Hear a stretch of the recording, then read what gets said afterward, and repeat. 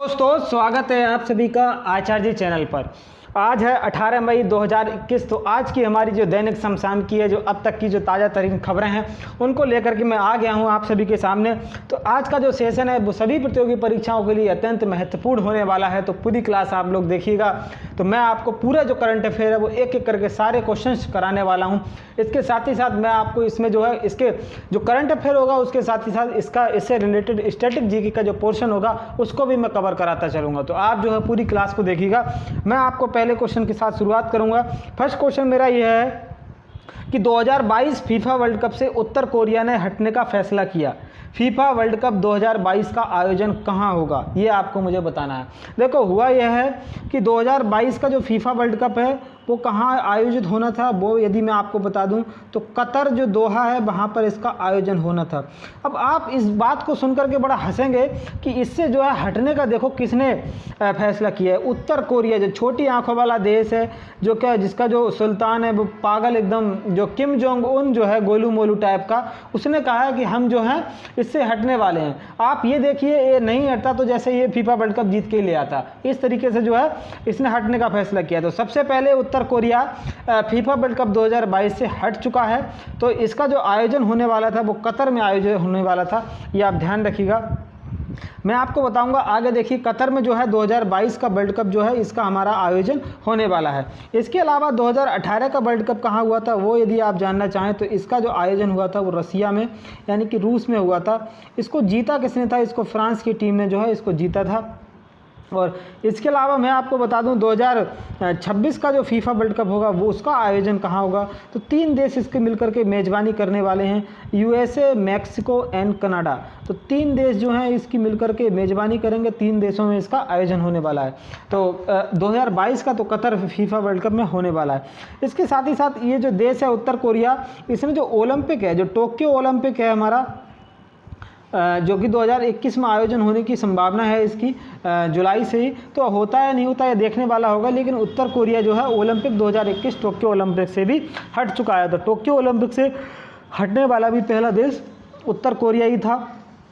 ये आयोजन इसका कहाँ होगा वो यदि मैं आपको बताऊं तो कतर में जो है इसका आयोजन होने वाला है। छोटा सा देश है, मैं आपको इसको थोड़ा जूम करके दिखाऊंगा तो समझ में आएगा। ये देखिए कतर आपको दिखाई दिया होगा, ये जो है पर्शियन गल्फ़ में जो है गल्फ़ कंट्री है हमारा। तो इसके साथ ही साथ इसके जो पास की जो कंट्री हैं, सऊदी अरब देख सकते हैं, United Arab Emirates, Oman, Anam, ये यमन जो है, ये सब कंट्री जो है इसमें आते हैं। तो कतर में जो है इसका आयोजन होने वाला है। इसके बाद बात करेंगे, ये देखिए ये भाई साहब ने इस तरीके से हटने का फैसला किया है जैसे इनकी यदि फुटबॉल टीम जो है वर्ल्ड कप में चली जाती तो वर्ल्ड कप जीत के ही ले आती। इनसे होने जाने वाला कुछ भी नहीं है, लेकिन बस तानाशाही, और यहाँ पर जो है सरकार तानाशाही की चलती है। इसके बाद मैं आपको बता दूं फीफा के बारे में। फीफा का जो हेडक्वार्टर स्थित है वो ज्यूरिख जो स्विट्ज़रलैंड है वहाँ पर इसका हेडक्वार्टर स्थित है। साथ ही साथ इसके जो अध्यक्ष हैं वो आपको ये जो दिखाई दे रहे हैं, इनका नाम है जियानी इन्फेंटिनो, ये फीफा के अध्यक्ष हैं। इसके बाद इससे रिलेटेड कुछ क्वेश्चंस के बारे में मैं आपको बताऊंगा जो कि क्वेश्चन पूछे गए थे। ये जो पहला क्वेश्चन आपको दिखाई दे रहा है आरआरबी रेलवे एनटीपीसी में पूछा गया था, फीफा वर्ल्ड कप सर्वाधिक बार किसने जीता है। तो ये मैं आपको बता दूँ ब्राज़ील की टीम ने सर्वाधिक बार इसको जीता है। 5 बार इसको जो है फीफा वर्ल्ड कप जीत चुकी है, सर्वाधिक बार जो है इसी ने जीता है। इसके अलावा 2026 का फीफा वर्ल्ड कप का आयोजन कहाँ होगा, तो यूएसए, मैक्सिको, कनाडा, ये मैंने आपको बता दिया, यूएसए, मैक्सिको, कनाडा में इसका आयोजन होने वाला है। फीफा के अध्यक्ष कौन है ये आपको मुझे बताना है। तो फीफा के अध्यक्ष मैंने अभी आपको बताया कौन है, जियानी इन्फेंटिनो जो है फीफा के अध्यक्ष हैं। तो जियानी इन्फेंटिनो वो क्या हैं, वो फीफा के अध्यक्ष हैं। इसके बाद बात करेंगे अगले क्वेश्चन के बारे में। हाल ही में किस राज्य सरकार के द्वारा कोविड फतेह अभियान शुरू किया गया। कोविड-19 को फतेह करने के लिए अभियान शुरू कर दिया गया है पंजाब सरकार के द्वारा। तो इसमें होगा क्या वो आप समझ लीजिएगा। थोड़ा सा पंजाब गलत लिख गया, वो मैं सही कर देता हूँ आपके लिए।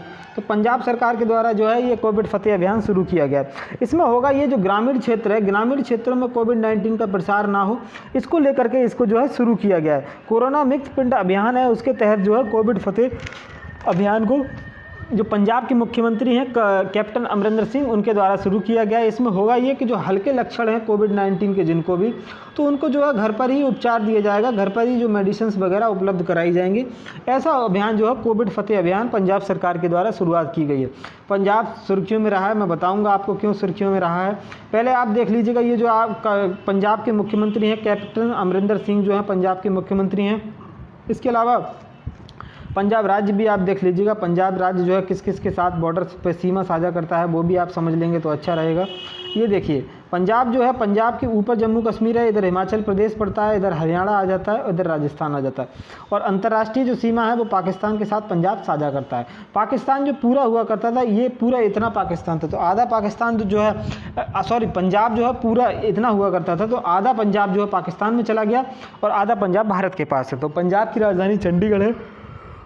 चंडीगढ़ जो है एक राज्य की और राजधानी है, वो यदि आप जानते हो तो हरियाणा की जो है, हरियाणा की राजधानी भी चंडीगढ़ है और चंडीगढ़ खुद में भी एक केंद्रशासित प्रदेश है।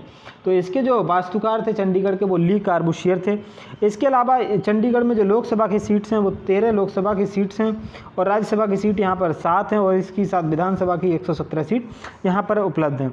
इसके बाद बात करेंगे आगे के बारे में, पंजाब क्यों चर्चा में रहा। देखो पंजाब का 23वां जिला हाल ही में बनाया गया है, जो कि मैंने आपको कल की क्लास में बताया भी था। इस पंजाब का जो 23वां जिला है इसका नाम क्या है, तो मैं आपको बता दूं मलेरकोटला जो है पंजाब का 23वां जिला जो है बनाया गया है। कल की क्लास का ये क्वेश्चन है। इसके अलावा मुख्यमंत्री कोविड उपचार योजना किस राज्य सरकार के द्वारा शुरू की? मध्य प्रदेश के द्वारा इसमें शुरू की गई। इसमें होगा ये जो कोविड-19 के जो रोगी हैं, जो मतलब BPL जो गरीब से परिवार के लोग आते हैं, उनका मुफ्त इलाज कोविड-19 का किया जाएगा। पंजाब के वर्तमान राज्यपाल का नाम बताइए। BP सिंह बदनौर जो हैं वो पंजाब के वर्तमान के राज्यपाल हैं, BP सिंह बदनौर, ध्यान रखिएगा। बात करेंगे अगले क्वेश्चन के बारे में। हाल ही में संयुक्त राष्ट्र महासभा द्वारा अंतर्राष्ट्रीय परिवार दिवस कब मनाया गया? सबसे पहले आप समझ लीजिएगा, ये यूनाइटेड नेशन जनरल असेंबली के द्वारा मनाया गया है। और ये मनाया कब गया है, पहले तो ये मैं बता दूं आपको, 15 मई को जो है मनाया गया। और इसकी थीम क्या थी वो यदि मैं आपको बताऊँ तो फैमिलीज एंड न्यू टेक्नोलॉजीज। तो families and new technology, new technology, इसका मतलब परिवार और नई जो हमारी तकनीकी है, ये हमारी थीम है इसमें। और यूनाइटेड नेशन जनरल असेंबली के द्वारा मनाया गया है। और नेशनल फैमिली डे मैंने आपको बता दिया, थीम भी आप इसकी ध्यान रखिएगा, फैमिलीज एंड न्यू टेक्नोलॉजी, ये जो है इसकी थीम हो जाती है। इसके अलावा ये मनाया किसके द्वारा गया है? यूनाइटेड नेशन जनरल असेंबली महासभा के द्वारा मनाया गया है। यूनाइटेड नेशन समझ लीजिएगा काफ़ी इंपॉर्टेंट ऑर्गेनाइजेशन है। क्वेश्चन इससे एग्जाम में अक्सर पूछा जाता है। स्थापना इसकी 24 अक्टूबर 1945 को हुई थी और इसका जो हेडक्वार्टर स्थित है वो न्यूयॉर्क सिटी में जो है इसका हेडक्वार्टर स्थित है। साथ ही साथ इसके महासचिव जो हैं वो कौन है वो ध्यान रखिएगा। तो महासचिव मैं आपको बता दूं, इसके जो महासचिव हैं वो एंटोनियो गुतरेस जो हैं वो इसके जो हैं महासचिव हैं।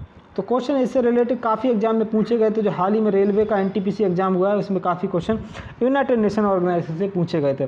तो मैंने डे की बात करी, 15 मई को हमारा जो अंतर्राष्ट्रीय परिवार दिवस मनाया जाता है। तो क्यों ना हम जो मई के महत्वपूर्ण दिवस हैं वो एक ही बार में कर लेते हैं। तो 1 मई को कौन सा दिवस मनाया जाता है?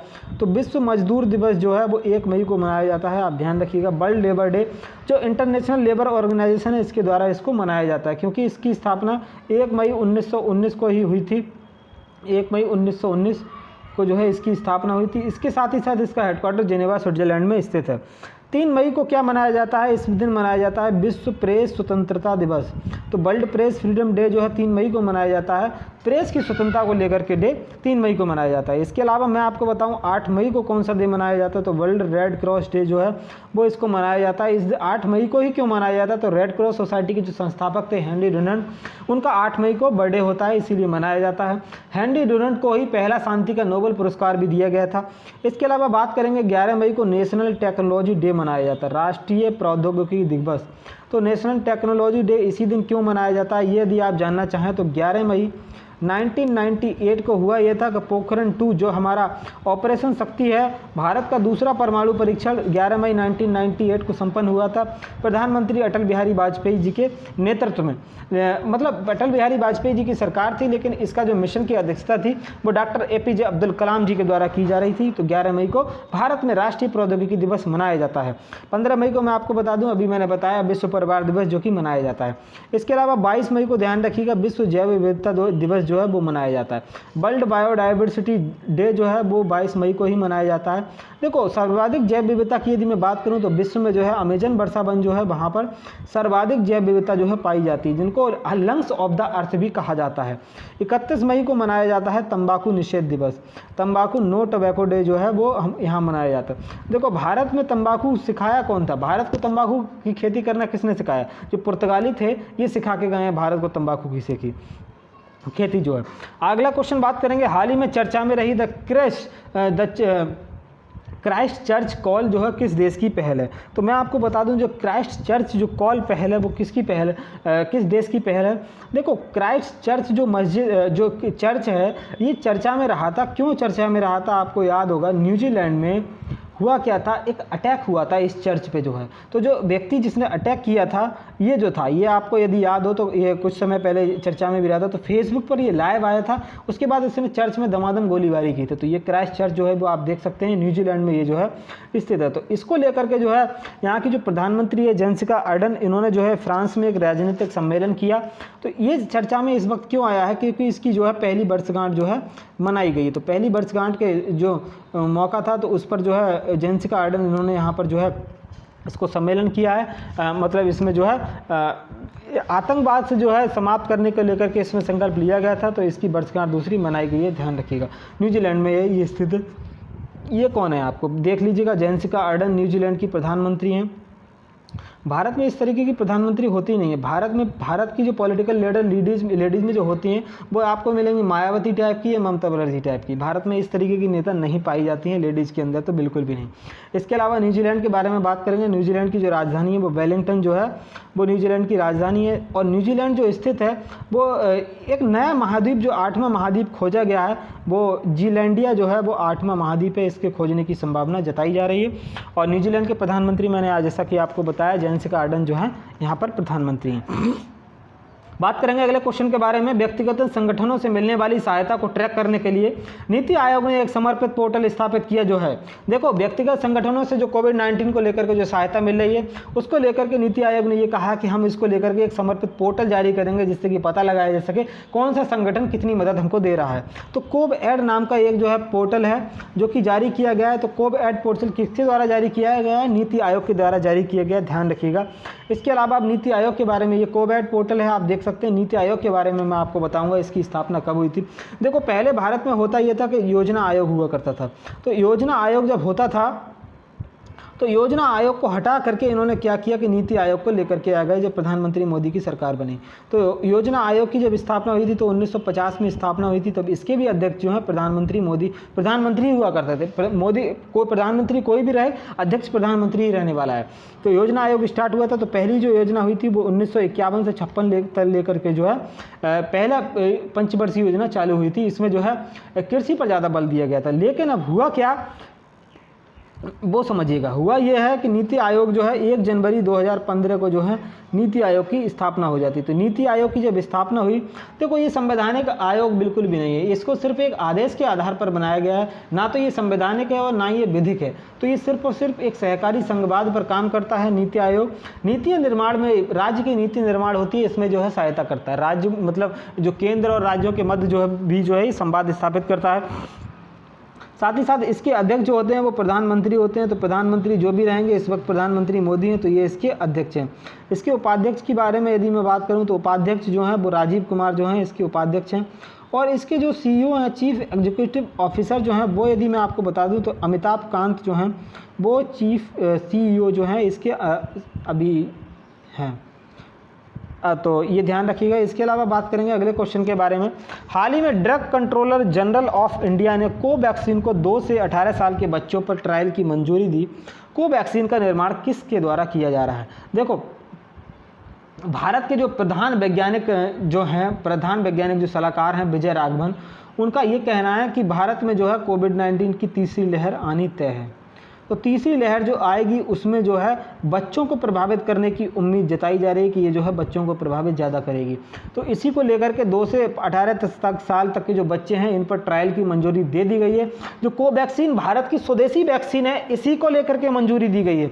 ये भारत की एकदम स्वदेशी वैक्सीन है। भारत बायोटेक हैदराबाद के द्वारा इसका निर्माण किया जा रहा है, कोवैक्सीन का निर्माण।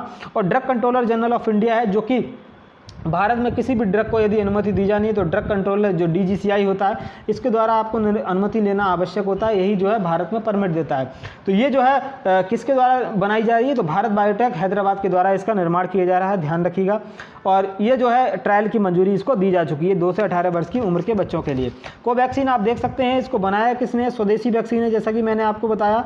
और इसका निर्माणकर्ता कौन है, वो है भारत बायोटेक हैदराबाद। तो ये पूरी तरीके से स्वदेशी वैक्सीन है।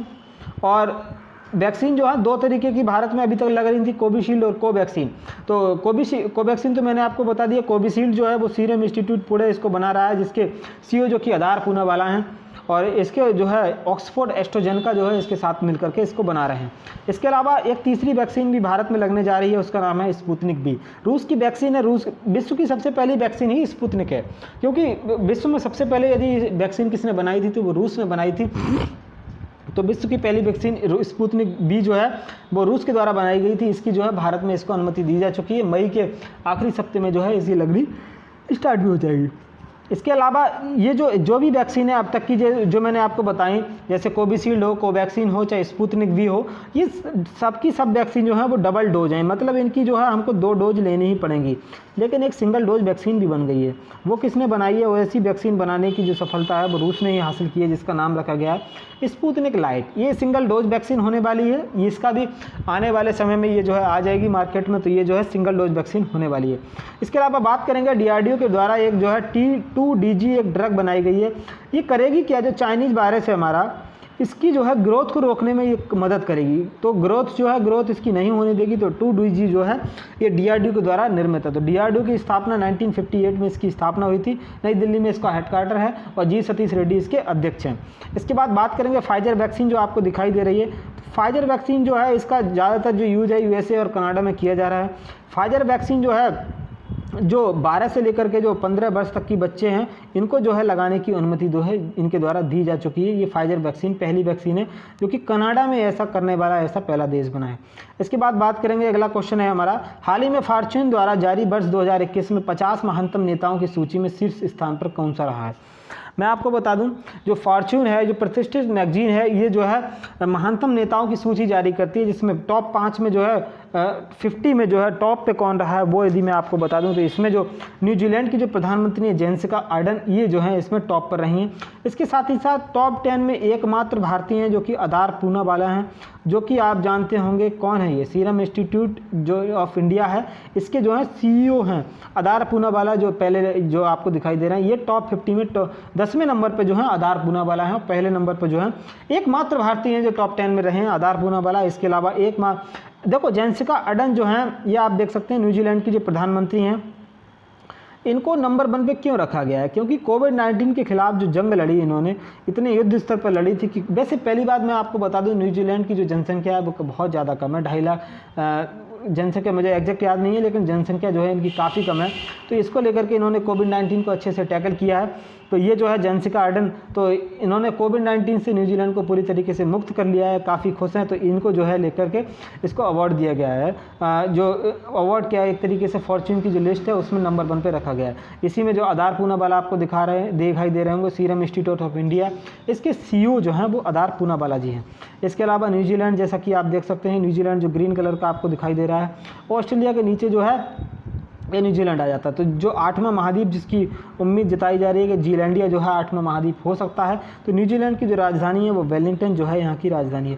बिल्कुल न्यूजीलैंड से एक क्वेश्चन एग्जाम में काफ़ी पूछा गया था, वो यदि मैं आपको बताऊँ तो न्यूजीलैंड की जो अभी नई सरकार बनी थी, इसमें जो है जेसिका आर्डर्न दोबारा प्रधानमंत्री चुनी गई थी। तो इसमें एक प्रियंका राधाकृष्णन है जो कि भारतीय मूल की हैं। तो वो जो है इन्होंने यहाँ पर मंत्री पद की शपथ ली है। तो वो क्वेश्चन एग्जाम्स में पूछा गया था कि प्रियंका राधाकृष्णन ने किस देश में जो है मंत्री पद की शपथ ली है। तो ध्यान रखिएगा प्रियंका राधाकृष्णन पहली बात तो भारतीय मूल की हैं, इन्होंने न्यूजीलैंड में मंत्री पद की शपथ ली है, ऐसा आपको ध्यान रखना है। इसके बाद बात करेंगे अगले क्वेश्चन के बारे में। वर्ष 2021 में माउंट एवरेस्ट की चोटी को पर पहुंचने वाली पहली भारतीय महिला कौन है? वर्ष 2021 में जो कि पहुंची है वो आपको मुझे बताना है। मैं आपको बता दूं, वर्ष 2021 में पहली महिला जो हैं वो ताशी यांगजोम जो हैं वो पहली भारत 2021 में पहली बार जो है माउंट एवरेस्ट की चोटी पर पहुंच चुकी हैं। और ये कहाँ की रहने वाली हैं? आप ध्यान रखिएगा, अरुणाचल प्रदेश की जो है ये निवासी हैं और ये जो है चोटी पर पहुंच चुकी हैं। इसके अलावा माउंट एवरेस्ट के ये जो है आप देख सकते हैं, ये जो ताशी यांगजोम है ये जो है पहली बार 2021 में ये जो है पहुंची हैं। तो किरण रिजिजू जो भारत के खेल मंत्री हैं, इन्होंने इनको बधाई भी दी है। इसके अलावा बात करेंगे माउंट एवरेस्ट के बारे में, देख लीजिएगा, भारत जो हिमालय है 8,848 मीटर इसकी हाइट है और हम इसको क्या कहते हैं? माउंट एवरेस्ट कहते हैं। तो इसमें देखो ये चर्चा में क्यों रहा था ये वो मैं आपको बता दूं। तो इसमें देखो हुआ ये था कि देखो इधर तो नेपाल है, इधर साइड तो नेपाल है और इधर साइड है चाइना इसके माउंट एवरेस्ट के। तो चाइना ने क्या किया था, इधर जो है एक लाइन खींच दी थी कि इधर जो है कोविड-19 का प्रसार ना फैले, इसीलिए जो है इधर के लोग इधर ना जाएं।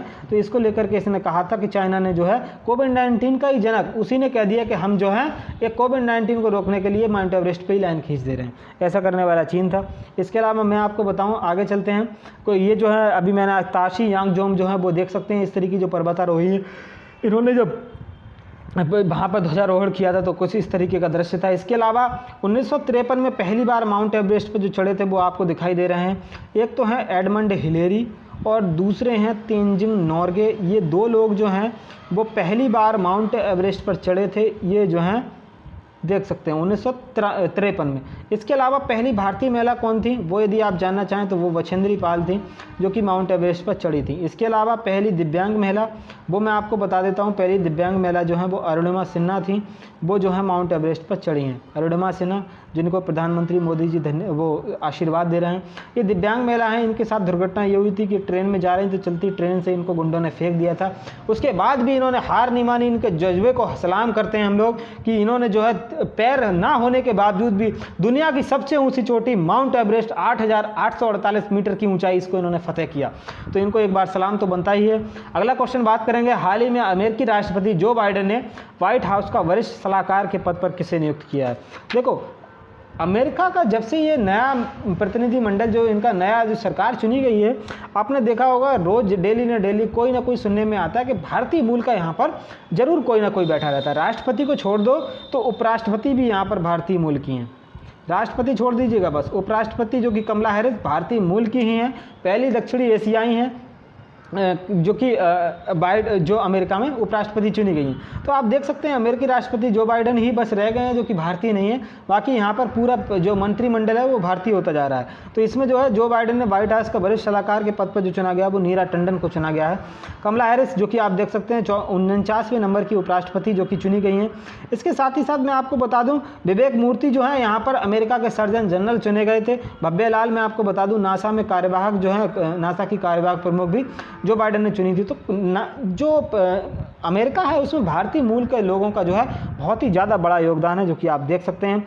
अमेरिका के बारे में मैं ये जो है मैंने आपको बताया जो नीरा टंडन है आप देख सकते हैं इनको जो है चुना गया है, ये उनका फ़ोटो है। इसके अलावा बात करेंगे, आगे चलते हैं, देखिए आगे क्या है हमारा, ये देखिए अमेरिका आप देख सकते हैं। अमेरिका जो है येलो कलर का जो आपको दिखाई दे रहा होगा ये अमेरिका है और ऊपर जो है ये अलास्का इसका एक प्रांत है। अमेरिका में जो है 50 प्रांत हैं, 50 स्टेट हैं।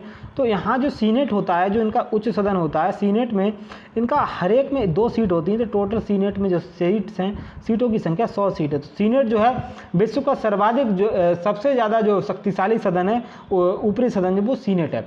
इसके अलावा वाशिंगटन DC जो है वो यहाँ की राजधानी है और जो बाइडेन और जो कमला हैरिस है वो यहाँ की 49वें नंबर की, मैं एक एक करके दोनों राष्ट्रपति बता दूंगा कौन सा नंबर है।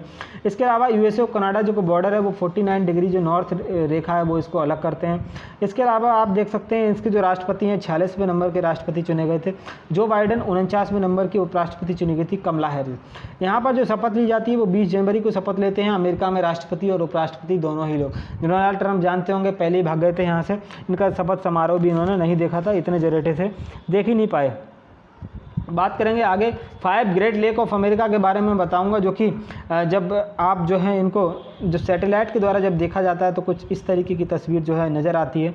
देखिए 5 लेक हैं, पाँचों लेक का ध्यान रखिएगा। पाँचों जो झीलें हैं, lake superior, lake Michigan, lake Huron, lake Ontario, lake array, पाँचों झीलें बहुत ज़्यादा इंपॉर्टेंट है। सुपीरियर झील तो इसीलिए भी इम्पोर्टेंट है क्योंकि विश्व की सबसे बड़ी मीठे पानी की झील है। विश्व की सबसे बड़ी मीठे पानी की झील, ध्यान रखिएगा, सुपीरियर झील है। विश्व की सबसे बड़ी झील यदि आपसे पूछा जाए, कैस्पियन सी।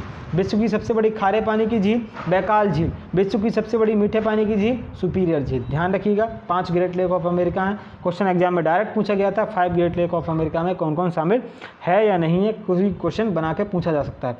अगला क्वेश्चन बात करेंगे, हाल ही में कोवैक्स गठबंधन से जुड़ने वाला भारत का पहला राज्य कौन सा है, ये आपको मुझे बताना है।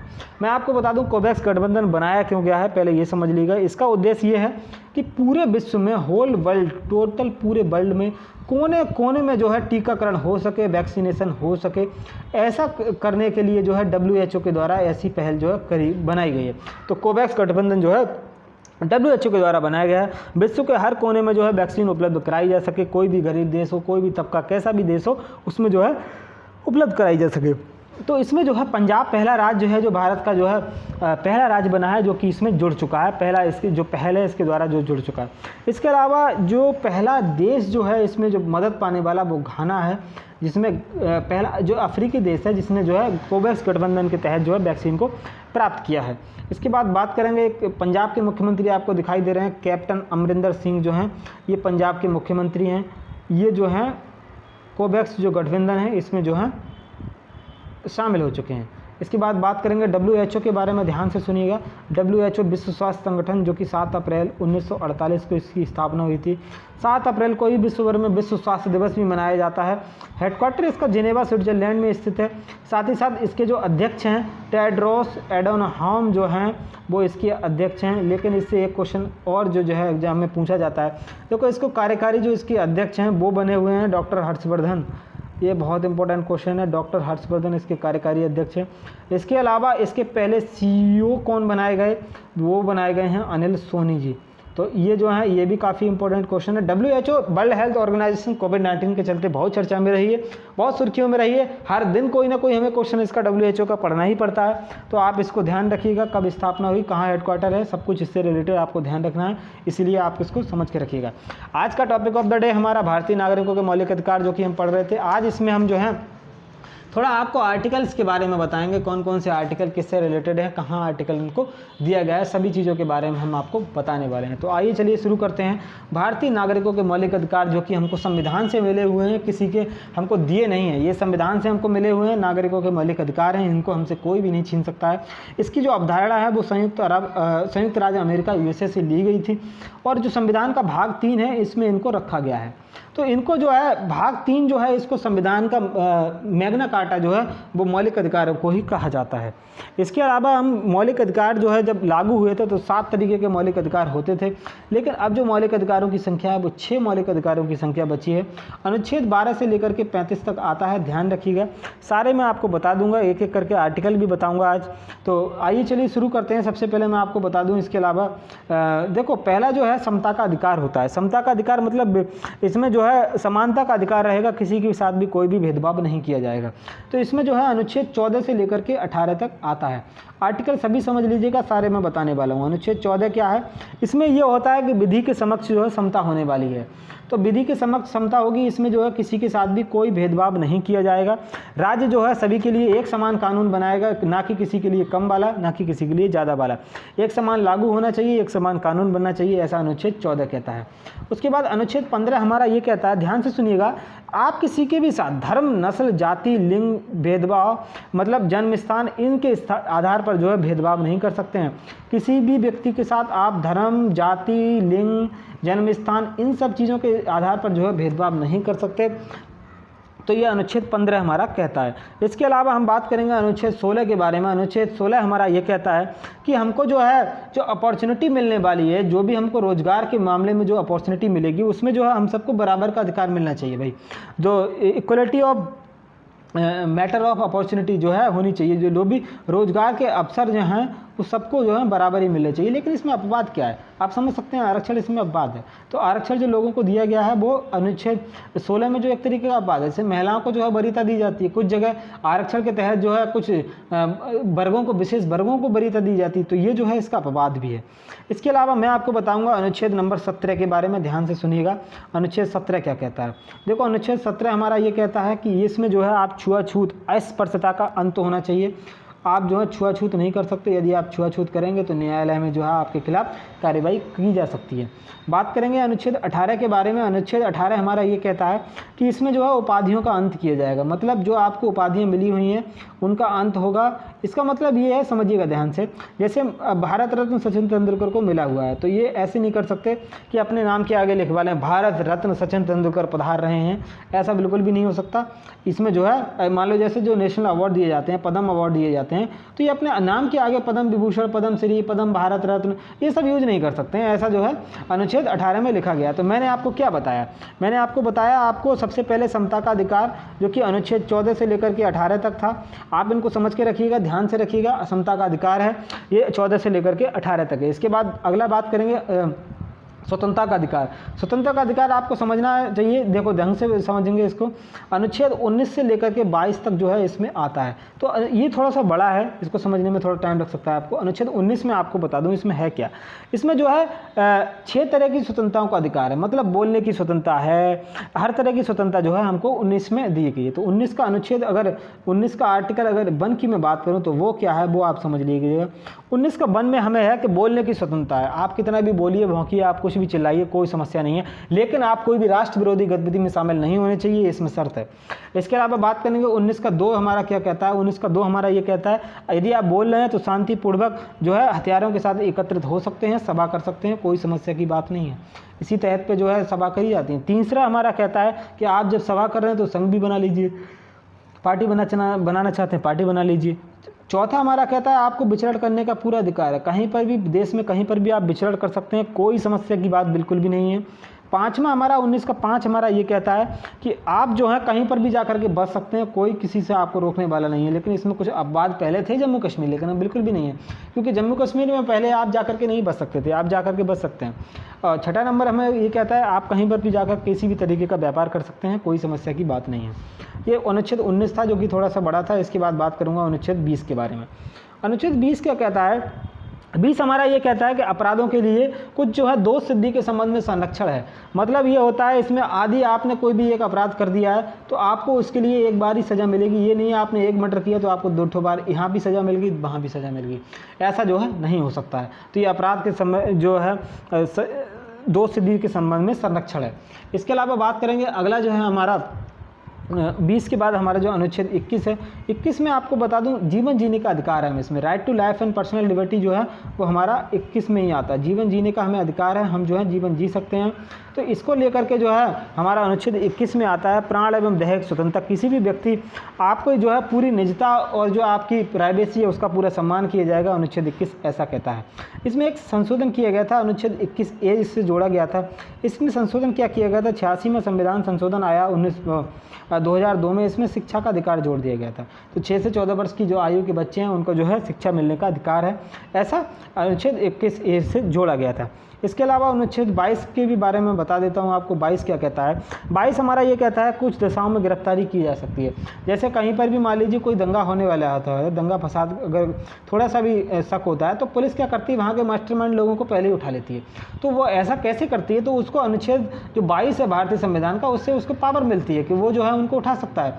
तो ऐसा जो है अनुच्छेद 22 में लिखा गया है, तो आप जो है उनको उठा सकते हैं। तो दोस्तों ये आज मैंने आपको बताया जो समता का अधिकार और स्वतंत्रता का अधिकार है, उसके आगे के जो शोषण के विरुद्ध अधिकार हैं वो, और धार्मिक स्वतंत्रता का अधिकार, उसके साथ ही साथ संस्कृति शिक्षा संबंधी, इसके अलावा संवैधानिक उपचारों का अधिकार, ये हम अगली क्लास में पढ़ेंगे क्योंकि इसके आर्टिकल्स जो हैं थोड़े बड़े बड़े हैं। तो आज के लिए इतना ही काफ़ी है दोस्तों। यदि आप इस अपने चैनल पर नए हैं तो इस चैनल को आप सब्सक्राइब भी कर सकते हैं, आपको डेली की डेली वीडियो प्राप्त होते रहे हैं, क्योंकि यहाँ पर करंट अफेयर का शो भी चलता है, मैथ की वीडियो भी आपको मिलती है, साथ ही साथ करंट के जो टॉपिक्स होते हैं, करंट की जो नई न्यूज़ जो होती हैं, इसके साथ ही साथ फैक्ट भी मैं आपको देता हूँ। तो आप जो है चैनल को सब्सक्राइब कीजिएगा, उसके साथ ही साथ लाइक कीजिएगा, कमेंट कीजिएगा। आपका कोई भी क्वेरी है तो आप जो है कमेंट बॉक्स में दीजिएगा, मैं उसका आपको आंसर भी दूंगा। आप दोस्तों यदि PDF प्राप्त करना चाहते हैं, डेली PDF आपको मिलती रहेगी, नोट्स भी मिलते रहेंगे, तो आप ये टेलीग्राम चैनल है इसको ज्वाइन कीजिएगा, आपको जो है PDF प्राप्त होती रहेगी। तो थैंक यू दोस्तों, गुड बाय एंड